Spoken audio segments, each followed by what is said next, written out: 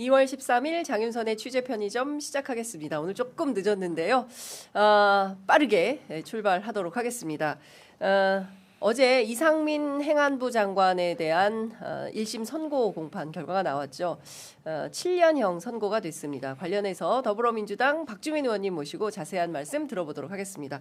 어서 오십시오. 네, 안녕하십니까. 살짝 늦으셨어요, 의원님. 죄송합니다. 앞에 회의가 있었는데 회의가. 중간에 나올 수가 없고 제가 헤어스타일이 또 살짝 또 바뀌셨네요. 바뀌었나요? 네.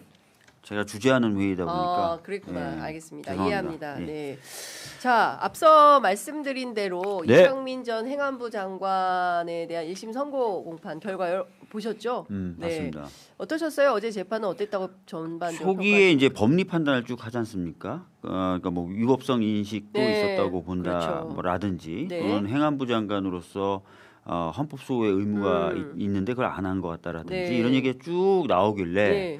한독수 판결 어게인? 그러니까 그런 네. 느낌을 좀 받았는데 네. 정작 양형에 있어서는 예. 15년 구형의 절반밖에 안 되는 7년을 선고했지 않습니까? 그래서 사안의 중대성이라는 걸 가끔 제가 기자님과 말씀 나눴잖아요. 내란이라는 사안의 중대성을 법원이 과연 인식하고 있는가? 자꾸 인식하지 않다 보니까 영장이 기각되고 네. 양형이 가벼웠는데 역시나 어제 판결도 사안의 중대성에 대한 인식은 철저하지 않았던 것 아닌가? 이런 생각이 들었어요. 그러니까요. 네. 근데 저는 좀 이해가 안 가는 대목은 이상민 장관이 지시는 했잖아요. 네. 허석권 소방청장에게. 맞습니다. 근데 그 실제로 실행을 안 한 건 허석권 청장이지 맞아요. 이상민 장관이 아닙니다. 그러니까 보통 저희가 이게 직권남용이 이제 무죄가 된 거잖아요. 그걸 그렇습니다. 얘기하시는 거예요. 부당한 어떤 명령을 했다. 근데 실제로 이 사람이 안 움직였기 때문에 무죄다라고 얘기하는데 직권남용이라고 하는 것은요. 어떤 결과를 야기해야만 성립되는 범죄가 아니거든요. 본인이 막 말씀하신 대로 직권을 남용했느냐 아니냐가 핵심이고 그렇죠. 그래서 어떤 이 사람의 어떤 권리행사 방해라든지 이 사람에게 뭔가 불이익하는 어떤 것이 발생할 가능성을 생기게 했으면 성립하는 범죄로 봐야 됩니다. 그러면 그 자체로 이거를 깎아줄 이유는 없는 거지 않습니까? 그렇습니다. 근데 이제 최근에 보면은 이제 직권남용이라는 범죄에 대해서 양승태 대법원장 시절에 양승태 대법원장이 재판에 개입했다. 이게 다 직권남용이거든요. 근데 직권남용에 대한 판례를 조금씩 바꾸고 법원이 굉장히 엄격하게 해석하는 경향으로 바뀌어왔는데 그래서 양승태 대법원장 정작 본인 재판할 때는 직권남용 다 무죄가 나오잖아요. 그러니까 그런 식의 어떤 그 변경됐던 흐름과의 판례에 또 영향을 받은 것 같은 느낌을 받는 겁니다. 여튼 제가 봤을 때는 사안이 매우 중대함에도 불구하고 현재 법원은 그렇진 않은 것 같다. 그러니까 이진관 판사는 사안이 굉장히 중대하다고 보고 있는 거죠. 그렇죠. 그리고 국무위원으로서의 헌법 수호 의무가 사안이 중대하기 때문에 매우 막중하다고 보는 건데 이 사람들은 사안이 중대하지 별로 않다. 의무는 있어도 의무가 그냥 가볍다. 이렇게 자꾸 보는 것 같아요. 그러니까 지금 그 법원에서 어제 얘기한 것은 그 피고인은 고위공직자로서 헌법적 의무를 부담함에도 소방청에 언론사 단전단수 협조를 지시해 내란에 감해 죄책이 가볍지 않다. 죄책이 가볍지 않다라고 하면 중형을 선고해야죠. 그러니까요. 근데 이게 앞말과 뒷말에 서로 모순된 상황을 쓴 거 아닌가. 맞아요. 그러니까 사실은 지금 우리가 봤을 때 않은데. 김건희 관련돼서도 뭐 반성하고 있다고 하면서 감형을 해주는데 반성을 뭐예요? 항소 이유 자체가 자기는 안 받았다는 건데. 어제 편지 보세요.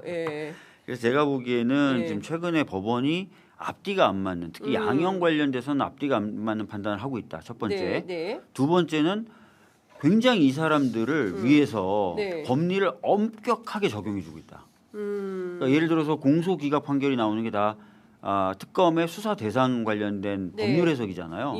굉장히 엄격하게 해석해 주는 거예요. 그러니까 원래 법원이 많은 사람들을 위해서 법리를 엄격하게 해석하고 엄격하게 적용해 줘 왔다면 이 상황에 대해서 뭐라고 하기가 참 어려울 수도 있는데 일반 시민들을 대상으로는 그렇게 안 해주고 그렇습니다. 지금 와서는 그냥 굉장히 법리를 엄격하게 좁게 해석해서 아이고 이거는 공소 피고인의 이익에 유리하게 막 하는 거 아닌가요? 원래 그래 왔다면 원래 그런 게 맞거든요. 근데 안 그랬잖아요. 그렇죠. 300원, 700원 횡령해도 다 처벌하고 했는데 이 사람들한테 굉장히 엄격하게 해가지고 무슨 계약서를 안 썼으니 뭐 안 된다라든지 뭐 말도 안 되는 그렇죠. 그 법리로 다 면해주잖아요. 그렇습니다. 그래서 뭔가 이것도 지금 보면은 예, 굉장히 그렇습니다. 그 내란 중요 임무 종사의 고의 및 국헌문란의 목적이 있었다라고. 그러면 엄격하게 처벌해야죠. 그렇죠. 그러니까 내란의 중요 임무 종사자가 맞아요. 15년 구형했는데 반을 반 그냥 했잖아요. 깎아가지고 이러면 이제 치면. 항소심에서 또 깎이고 이러면은 그렇죠.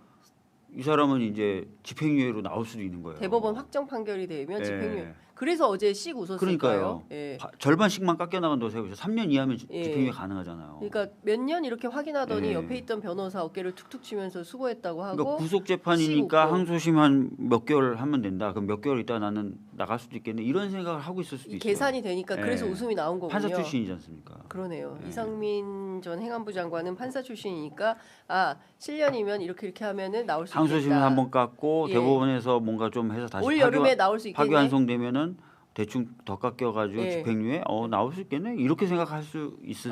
순간적으로 그런 계산을 예. 했을 수 있다. 근데 문제는 예. 윤석열에 대해서 탄핵할 때 예. 헌재가 뭐라 그랬냐면 한 45년 정도 네. 국민들은 이런 국가 긴급권이 남용되지 않을 거라는 신뢰를 쌓아왔는데 이걸 한 방에 무너뜨렸다. 네, 그래서 네. 매우 중대하다라고 판단했잖아요. 예. 이 사람은 그런 어떤 매우 중대한 일에 가담했을 뿐만 아니라 솔직히 언론사를 상대로 단전과 단수한다는 거는 굉장히 무서운 일 아니에요? 아니 그게 의원님 다 떠나서 특정 언론을 그러니까 전체 언론이었다면 그것도 엄청난 일이지만 그 특정 언론 자신에게 내란 속의 윤석열 자신에게 비판적인 보도를 하는 매체를 골라서 맞아요. 단전단수를 시킨 거 아닙니까? 그러니까요. 예. 그러니까 굉장히 저는 죄질이 굉장히 나쁜 나쁘다. 범죄인 그렇습니다. 것 같거든요. 예, 의도가 명백하고 죄질이 매우 나쁘고 이것은 그 아예 자기에게 반대하는 매체들의 목소리는 국민들이 못 듣게 그렇죠. 하려고 한 거 아닙니까? 이거는 굉장히 독재적이고 반민주적이고 반헌법적이고 맞습니다. 다시는 이런 일이 일어나서는 안 될 뿐만 아니라 일어날 수 있는 가능성조차도 없애야 되는 행위거든요. 네. 그러면 방법이 뭐예요? 법원이 중한형을 선고하는 거예요. 그래야 그 가능성이 차단됐다라고 보여지고 예. 그래야 국민들이 헌법이 다시 살아있다고 믿고 네. 그래서 아까 말씀드렸던 45년간 유지되었던 그 신뢰가 다시 회복되는 거거든요. 예. 근데 헌법을 수호하고 법률을 수호하는 최전선에 있는 법원이 이렇게 하면은 네. 그건 안 되는 거예요. 그러니까요. 그래서 우리가 사법개혁, 법원개혁을 하겠다고 맞습니다. 하는 건데. 그러니까 일부는 이제 헌법재판소에서 내란 속의 윤석열에 대해서 그 탄핵 심판 때 썼던 내용을 일부 인용을 하지만 결론적으로는 시행이 안 됐어. 단전단수 이루어지지 않았잖아. 그래서 반 깎아준 셈인데 실제로 이거를 실행하지 않은 거는 허석권 청장인데 왜 이상민에게 이런 사유를 적용해서 반을 깎아주는 거냐. 그러니까 이거는 말이 안 된다. 제가 다른 매체에 나가서도 네. 최근에 법원의 판결들 예. 예를 들어서 특검의 수사 범위에 대해서 공소기각을 한다든지 뭐 이런 것들 이런 재판들이 1년에 빌드업 과정 아니냐라고 자꾸 말을 하고 있잖아요. 예. 그게 뭐냐면 보세요.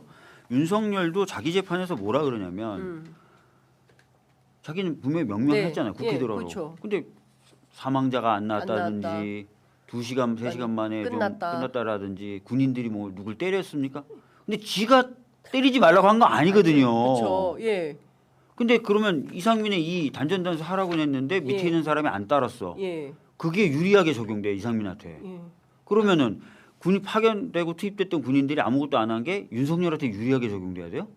황당하네. 그러니까 자꾸 이런 식으로 좀 불안한 느낌을 자꾸 주는 거예요, 법원이. 이게 이제 19일 재판 앞두고 굉장히 불안합니다. 아니 19일 재판을 앞두고 예. 지금까지 윤석열이 했던 발언들 쭉 한번 보세요. 다 그거잖아요. 그렇죠. 뭐 인정을 안 특별한 하잖아요. 무슨- 내란 자체에 예, 대해서 인정을 안 하죠. 특별한 무슨 뭐 사망자가 나왔습니까? 예. 뭐 소화기 뿌리니까 도망가는 군인들 보셨죠? 이게 예. 이게 뭐가 문제가 있어요? 그러니까 시민들이 군인들 때리던데 예. 뭐 이런 얘기. 별 아무 일 없었잖아요. 예. 그러면 이제 이상민의 이 판결의 법리를 적용하면 아무 일 없었다는 거. 군인들이 이제 자기가 참고 예, 군인들이 그렇죠. 스스로 용기를 내서 법을 지켰던 게 예.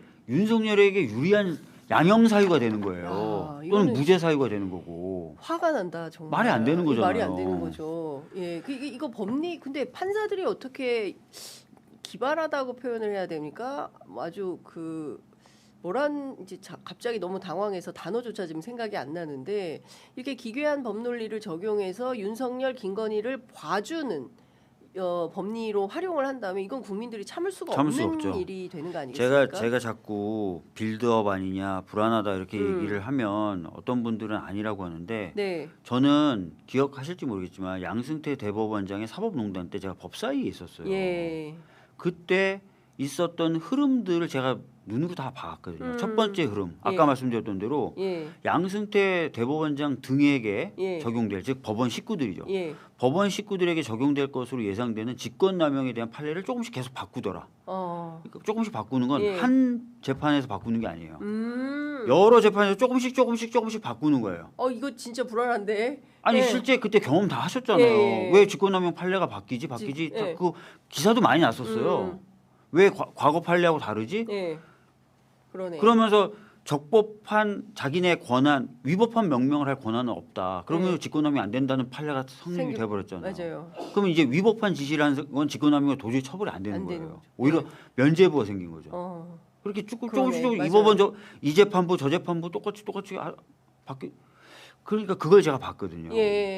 이거 지금 기시감이 든다. 아니 기억나시잖아요. 다 이게 한 7, 8년 전이긴 하지만 기억나실 거예요. 이게 이제 하나 계속 불안한 요소가 되고 두 번째는 직위원이 지금 수사권에 대해서는 엄격한 잣대를 계속 대잖아요. 그렇죠. 엄격한 잣대를 대는데 직위원이 윤석열에 대해서 구속영장을 취소할 때 수사권은 얘기를 했었어요. 공수처의 수사권. 공수처도 관련된 사건이라고 돼 있거든요. 그렇죠. 지금 관련 사건의 범위에 대한 해석을 아주 엄격하게 하고 있는 거거든요. 그렇잖아요. 그다음에 사안의 중대성이라는 부분도 이진관 판사는 중대하게 봤지만 전반적으로 보면 굉장히 나이브하게 보잖아요. 그렇죠. 그러니까 이런 흐름들이 아직 남아 있다는 거예요, 법원 내에. 그러면 의원님 19일 날 직위원 판사가 내란 수계의 윤석열과 관련하여 우리는 분명히 사형 아니면 무기징역 말고 다른 선택은 없어. 지금 상황에서 직위원 판사도 윤석열에 대한 사형 선고할 거야. 그렇게 될 수밖에 없어라고 법조인들이 얘기하고 있는데 어떻게 보세요?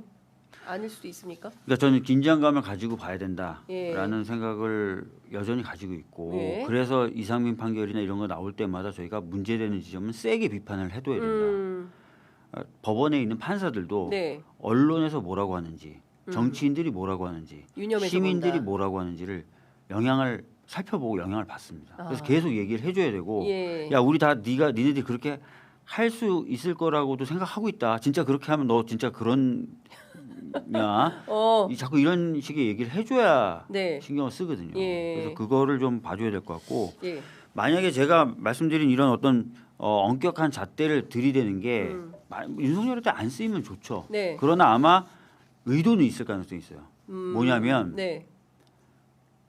판사들도 경우에 따라서는 2차 특검의 수사 대상이 될 수도 있잖아요.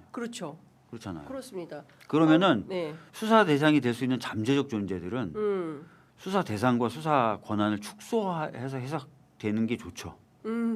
어찌 됐든 빌드업은 해야 돼요. 자기네들 위해서. 그렇죠. 그렇잖아요. 지금 판사들도 검사들도 혹시 이 화살이 나에게 돌아올 수 있어서 저희들이 계속 조희대 대법원장에 대한 문제제기를 하고 있잖아요. 네, 그렇습니다. 그렇잖아요. 그러면 전체 법원 입장에서 봤을 때 이 지금 특검이랑 칼날이 우리 쪽으로도 올 수 있으니 최대한 좁혀놓자라고 생각할 수도 있어요. 근데 문제는 이렇게 좁혀놓으면 다른 사람한테도 좁은 칼로밖에 쓸 수가 없어요. 그런데 의원님 지금 어쨌든 지금 참 여러 가지가 복합적이고 미묘하게 얽혀 있기도 하고 결국 그 재판을 또 누가 하냐? 판사들이 할 텐데 해요. 그러면 또 그거는 어떻게 될까? 돌고 돌려막기 하나? 뭐 여러 가지 이제 그래서 뭐 배심제로 해야 된다. 판사 개인에게 맡겨둘 일이 아니다. 그게 대등이든 뭐죠? 갑자기 생각이 안 나네. 판사 혼자 하는 거 뭐지? 단독이든 상관없다. 이제 이런 얘기들이 나오는 것 같은데요. 그러면 그 다음 주에요 벌써 명절 지나면 바로 바로죠. 바로 명절 연휴 바로 다음 날 오후 3시입니다. 내란 수계 윤석열에 대한 1심 선고가 있는데 그 뭐 이 방송을 지규현 판사가 볼지 안 볼지는 모르겠지만 지규현 판사 이 정도 되면 대충 얼개는 잡아놨을 거 아닙니까? 다 잡아놨겠죠. 예, 그 다 써놨다고도 봐야 될까요? 이 정도 되면 기일이 거의 다 써놨겠죠. 명절이기 때문에 그분도 쉴 것 같아요. 예, 뭐 명절에 일하는 스타일은 아닌 것 같아. 자, 하여튼 굉장히 중요한 판결을 앞두고 있는데 네. 국민들이 이렇게 불안해하는 요소는 여전히 남아 있다. 저는 전에도 제가 얘기했어요. 내란 전담 재판부를 법원 보고 받으라 그랬어요. 저는. 네. 왜? 지금 법원에 대한 국민적 신뢰가 땅에 떨어졌는데 네. 아무것도 안 받고 그냥 계속 재판한다고 해서 신뢰가 높아지는 게 아니잖아요. 네. 그래서 차라리 받고 그것을 통해서 신뢰를 회복하는 과정을 거치는 게 난 맞다라고 법원 쪽에도 계속 얘기하고 그랬었는데 네, 네. 결국 제대로 안 받아들여진 거죠. 네. 그럼 남은 방법이 뭐냐? 지금 내란에 대한 재판에 대해서 엄정한 어떤 기준들을 세우면서 네. 헌법 질서를 수호하는데 법원이 여전히 기능을 할 수 있다라는 걸 보여줘야 돼요. 그런데 근데 걱정은 지금 법원 개혁에 대해서 그렇죠. 예. 굉장히 지금 반감을 노골적으로 드러내거든요. 지금 수용할 수 없다 이런 표현을 쓴 적이 없어요 법원이. 수용할 수 없다. 어제 이제 법원행정처에서 네. 나온 메시지인데 국회를 설득하겠다는 거잖아요. 조희대 대법원장이. 네. 예. 그리고 국민들한테 중대한 피해가 갈 거다. 특히 재판 소원 같은 경우에 이제 이런 주장을 하는데 그 부분은 따로 좀 말씀드리겠는데 네. 제가 양승태 대법원장의 사법농단 당시 느꼈던 것 중에 하나가 예. 그 판례가 변경되는 것도 봤지만 예. 국정감사할 때 법원으로 갑니다. 저희가 법원에 그쵸. 있는 사람들 부르기도 하지만 통상적으로는 몇몇 권역으로 나눠서 가요. 네. 가보면 판사들이 눈과 몸짓으로 보여주는 눈빛과 몸짓으로 보여주는 적대감을 그냥 느낄 수 있어요. 그 당시에 저희가 양승태 대법원장 그 문제를 엄정하게 다뤄야 된다고 계속 주장을 했던 당이고 예. 또 그런 일이 재발되면 안 된다는 이유로 사법개혁을 하려고 그랬었잖아요. 그쵸. 지금 맞아요. 나왔던 지금 내용보다 훨씬 더 더 센 센 내용을 그때 하려고 그때 하려고 했었죠. 했었는데 뭐 왜 이러지 이 사람들이 할 정도로 노골적으로 그러니까 낮은 등급의 어떤 평판사 뭐부터 시작해서 부장판사 구분 없이 법원장 모두가 구분 없이 전체가 일치 단결돼서 판사들이 예. 왜 이러지 하는 정도의 어떤 반감들을 자기 보였었거든요. 밥그릇에 그렇죠. 대해서 침해하는 꼴은 못 보는 그렇죠. 거예요. 그게 그래서 평판사들 이 감독들. 영향도 혹시 재판에 반영되는 게 아닌가. 근데 실질적으로 그럼 법원의 어떤 그런 분위기가 그 이후에 나왔던 여러 재판에서 녹아들더라고요. 그래서 이해 안 되는 판결 그때 되게 많이 나왔거든요. 정치적 그러면 사건에서. 의원님께서는 지금 그 김건희 유관자들에 대해서 줄줄이 공소기각 또는 무죄가 나오잖아요. 특히 김상민 검사 뭐 그 집사 김혜성 씨와 관련된 물론 이제 김건희 특검팀에서 수사를 똑바로 하지 못한 안한 맞아요. 해태한 안 한 사실상 측면도 사보타지한 있죠. 뭐 예. 이런 측면도 있지만 그렇다고 하더라도 법원에서 이진관 판사처럼 그 공소장 변경하세요라고 해서 세게 재판 지휘를 할 수 있었음에도 불구하고 안 하고 그냥 다 증거 없으니까 무죄 막 이렇게 황당무계하게 해버린 거잖아요. 공소기각 이렇게 해버린 거잖아요. 도이치모터스 사건이나 예. 이런 것들. 김혜성한테 왜 대기업들이 돈을 갖다 줍니까? 몇백억씩. 맞아요. 예? 김건희 씨가 뒷배가 아닌데. 비마이카라는 사업이잖아요. IMS. 그렇죠. 비마이카 사업에 대해서는요. 예. 시장 바닥에 소문이 파다. 몇 년 전부터 파다했어요. 재벌들하고 재벌 2세들이 이거 끼고 돈놀이 하려고 한다. 이걸 통해서 돈 벌려고 한다. 돈놀이한다. 예. 그러니까 그냥 단순히 돈놀이 한다가 아니라 이걸 고리로 뭘 하려고 한다. 이마이카를 고리로. 예. 예. 그런 얘기 파다했고 커버나 콘텐츠 어땠습니까? 그러니까요. 커버나 콘텐츠가 하는 전시회나 이런데 왜 왜 이렇게 대기업들, 대기업들이 은행들 다 이런데 그렇게 다 후원하고. 심지어 언론사들 예. 왜 했겠어요? 왜 했겠어요? 김건희 아무것도 아닌 김건희 본인이 아무것도 아니라고 했는데. 근데 이제 이 두 사건 한번 보세요. 커버나 콘텐츠도 특검이 예. 특별히 추가로 기소한 게 없어요. 특검이. 맞아요. 예. 비마이카 관련돼서 지금 다 예. 거의 다 무죄가 나온 거잖아요.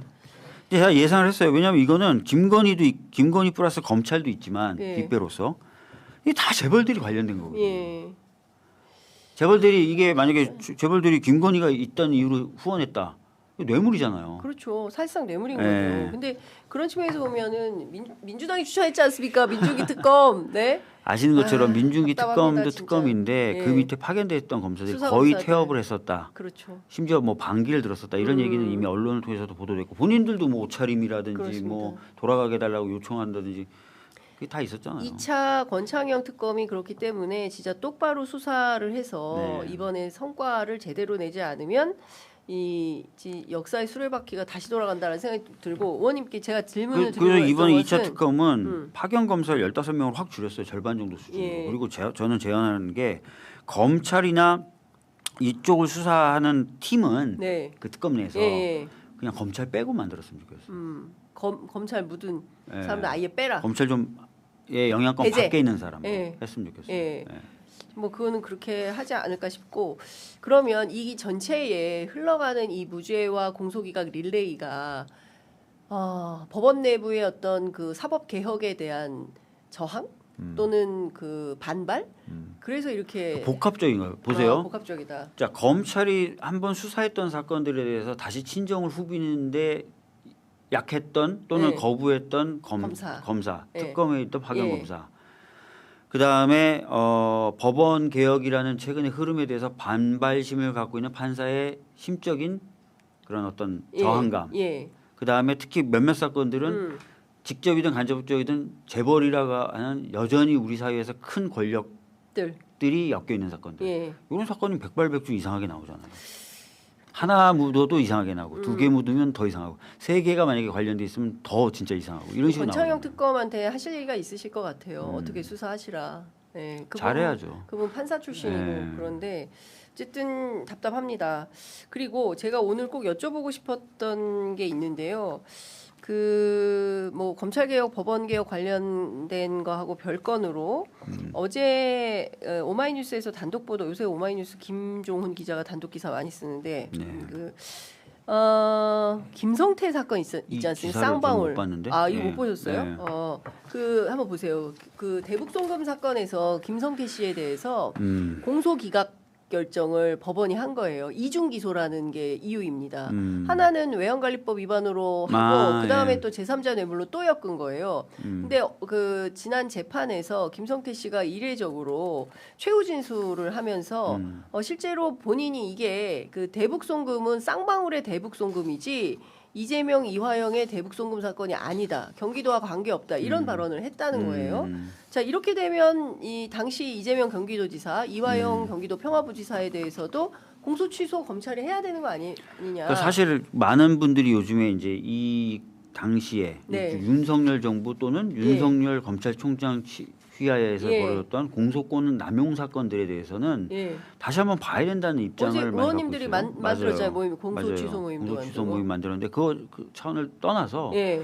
국회 차원에서 이런 네. 어차피 지금 검찰청은 폐지되고 예. 수사와 기소가 분리되는 시대적 변화를 앞두고 예. 그동안 그러면 검찰이 특히 윤석열 조작 기소. 조작 기소라고 불리는 그런 어떤 수사권 기소권 예. 남용 사례에 예. 대해서 한번 점검해 볼 필요가 있지 않나. 예, 왜냐하면 그렇습니다. 저희가 역사에 대한 반성적 고려와 반성적 이유로 검찰을 폐지했는데 네. 그럼 반성의 계기가 됐던 그 사건들은 어떻게 된 전혀 거야? 안 보고 그냥 알아서 해? 넘어가냐? 이건 좀 아니죠. 아니잖아요. 아니죠. 그러니까 확인해봐야죠. 확인해봐야죠. 그래서 예. 이런 것들에 대해서는 뭐 국정조사라든지 이런 것들 좀 통해서 하고, 예. 진짜 공소권이 남용됐냐 예. 사례를 좀 따져봐야 네. 되겠죠. 그래서 진짜 공소권이 남용됐으면 저희가 해당 검사에 대해서 늦었지만 탄핵을 한다든지 그렇죠. 또 아니면은 뭔가 처벌을 받게 한다든지 네. 하는 것들이 필요합니다. 예. 왜냐 아까도 말씀드렸지만 예. 이게 잘못됐다는 이유로 저희가 검찰청이라는 그렇습니다. 수십 년 된 기관을 변경하고 폐지하는데 예. 잘못됐다는 거는 아무 말도 안 하고 그냥 넘어간다? 그럼 좀 이상하잖아요. 앞뒤가 안 맞는 거기 상황이다. 때문에 예. 요것들을 좀 정렬해 나갈 필요가 있어요. 그렇죠. 예. 아니 특히나 제가 관심 갖고 있었던 것은 수원지검에서 벌어졌던 수원지검 예. 네. 특히 연어회 수많은- 술 파티 수많은 증언들이 그렇죠. 나오고 있잖아요. 그렇습니다. 뭐 진술 세미나 뭐 이런 맞아요. 거 관련해서 사실 감찰 지시까지 있었지 않습니까? 최근에 네. 기억나시겠지만 쿠팡 사건이라든지 네. 이런 것들에 대해서 지금 특검이 가동되고 있어요. 예. 그러면 쿠팡 사건 같은 경우도 특검을 하는데 지금 뭐 예를 들어서 제가 압박받아서 어떤 진술했습니다. 회유당해서 진술, 남욱 변호사나 이런 사람들이 네. 했던 그런 사건들은 그럼 왜 가만 놔두냐 이거예요. 그렇죠. 예. 그러니까 예전에는 무슨 과거사위원회 같은 거를 조직별로 좀 만들어 가지고 맞아요. 예전의 사건들을 좀 들여다보고 했었는데 최근에는 그런 게 잘 없어서 이것도 좀 살펴봐야 된다. 그러니까 다른 거 다 떠나서 지금 김성태 씨 자체에 대해서 얘기가 나오고 본인 이런 얘기를 한 겁니다.